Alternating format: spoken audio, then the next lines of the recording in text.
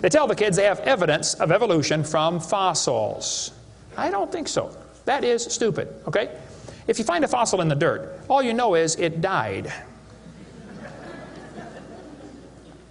You don't know that it had any kids, do you?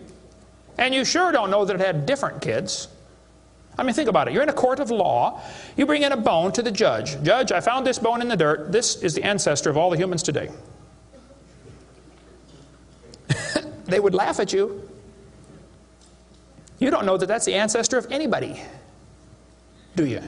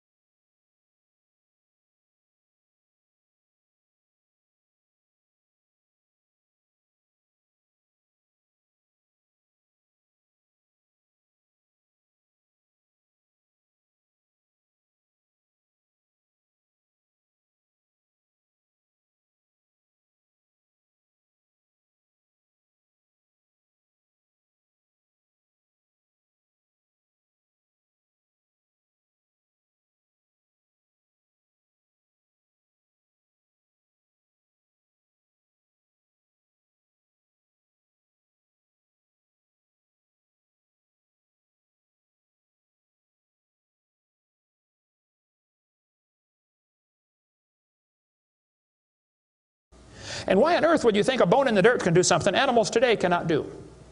Animals today can only produce the same kind, right? Dogs produce dogs, folks. Luther Sunderland asked all the major evolutionists, he said, where is the evidence for evolution? They all said, well, somebody else has it. We don't have it over here.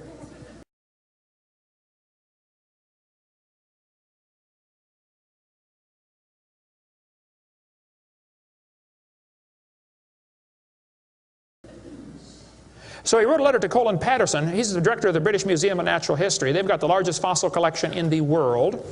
He said, Mr. Patterson, I read your book on evolution. I noticed you didn't show us the missing links. Why didn't you show us the missing links? Patterson wrote back and said, I fully agree with your comments on the lack of evolutionary transitions in my book. If I knew of any, fossil or living, I would certainly have included them.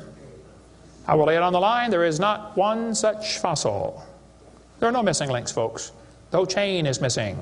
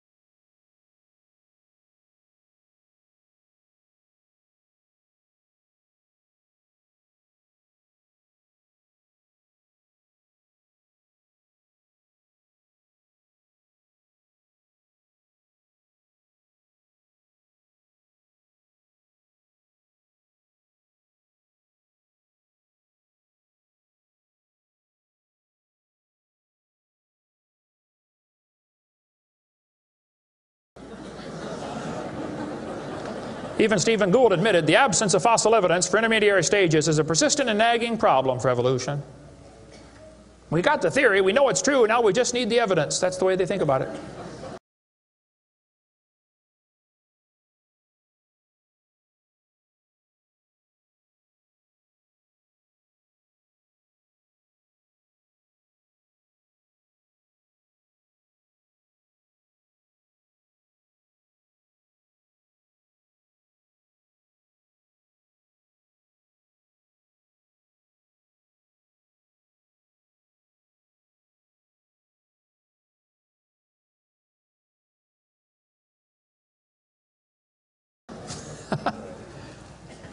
Richard Goldschmidt said, maybe the first bird hatched from a reptile egg. Well, Richard, I'm sorry. I don't mean to be disrespectful, but that's stupid.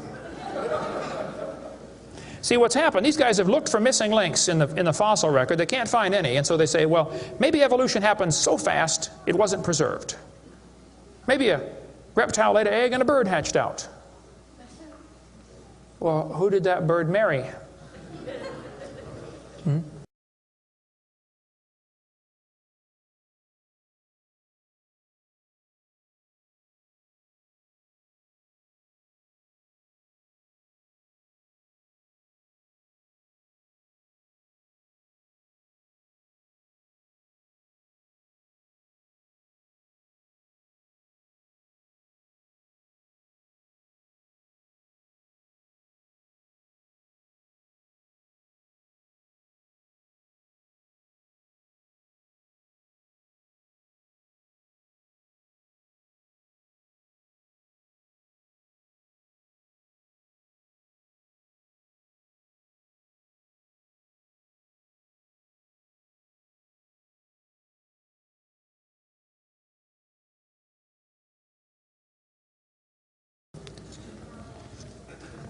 There's only about a zillion differences between a reptile and a bird. We'll get into that later sometime if we get time.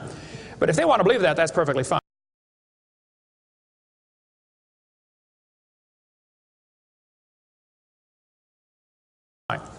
Here's what happened. Charlie Darwin graduated from Bible college to be a preacher in the Anglican Church in 1830. He couldn't get a job, so his dad pulled a few strings and got him a job on board HMS Beagle. He's going to sail around the world and collect bugs. And while he's sailing around, he stopped off at these islands right there called the Galapagos Islands. There on those islands, Charlie noticed there were 14 different varieties of finches. Charlie studied the birds very carefully and said, you know what, I think all these birds had a common ancestor. I bet you're right, Charlie. It was a bird. And then Charlie said in his book on page 170, he said, it is a truly wonderful fact that all animals and all plants throughout all time and space should be related to each other. Now, hold on a minute. You see 14 kinds of birds, and you conclude that birds and bananas are related. That's stupid. You should conclude that those 14 kinds of birds had a common ancestor, but that's as far as it ever goes, folks, okay? I don't know of a kind way to say it, Charlie, but that's stupid.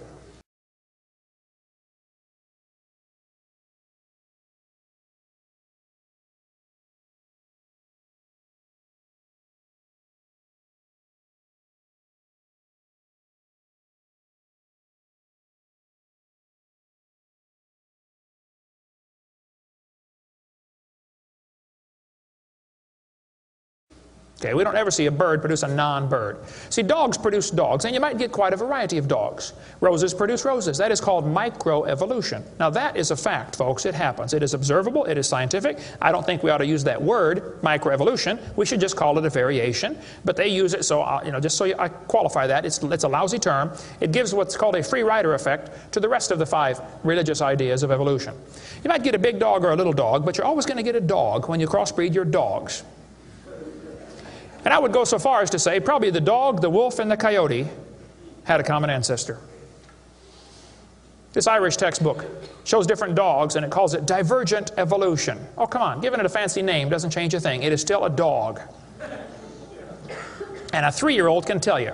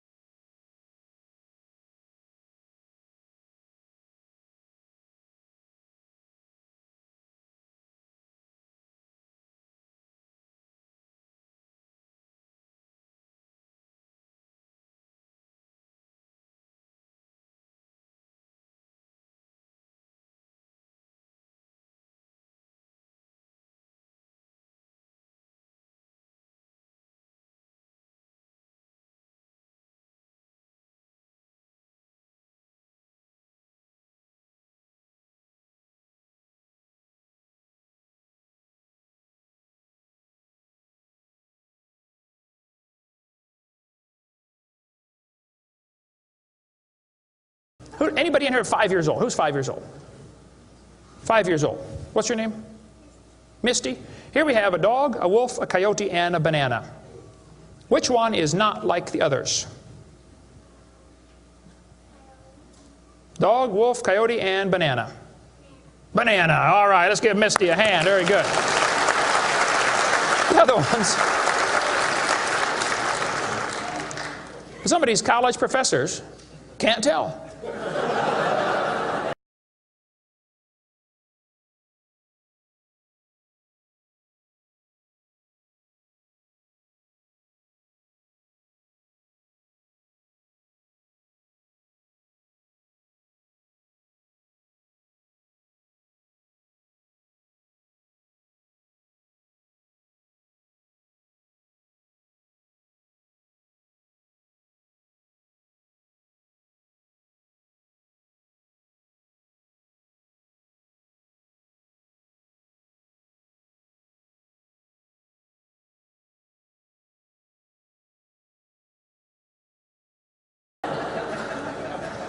Look, there's a variety of dogs, folks, and they probably had a common ancestor. It was a dog, okay?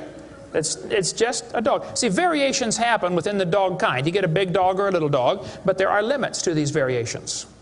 Haven't the farmers been trying to breed for bigger pigs for a long time? They try to get the biggest pig they can, don't they? Do you think they'll ever get a pig as big as Texas?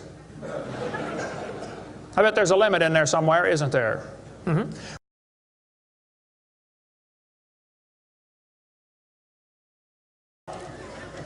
Genetic information was lost when you got your variation. It wasn't added.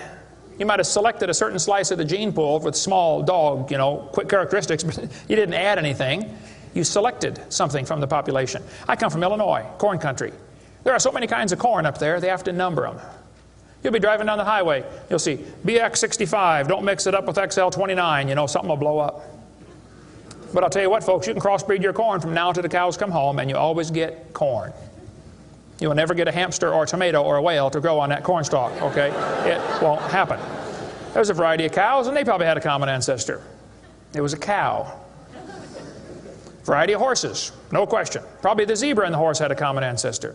But the kids are going to be taught in school tomorrow in your town that the horse used to have 4 toes. Well, there's some things they don't tell the kids about this Eohippus to Equus series, which has been proven wrong 50 years ago, but still is in your textbooks right here in this town. They don't tell them the original so-called horse is the size of a fox. It was a meat eater and had 18 pairs of ribs. The next one had 15 pairs of ribs. A couple of trips through the buzzsaw did that. And then it miraculously grew back 19 pairs of ribs as it evolved, and then back to 18. They also don't tell them the whole thing's been proven wrong a long time ago. Like this guy says in the biology textbook, other examples like the gradual evolution of the horse have not held up under close examination. That's a polite way of saying it's proven wrong, okay?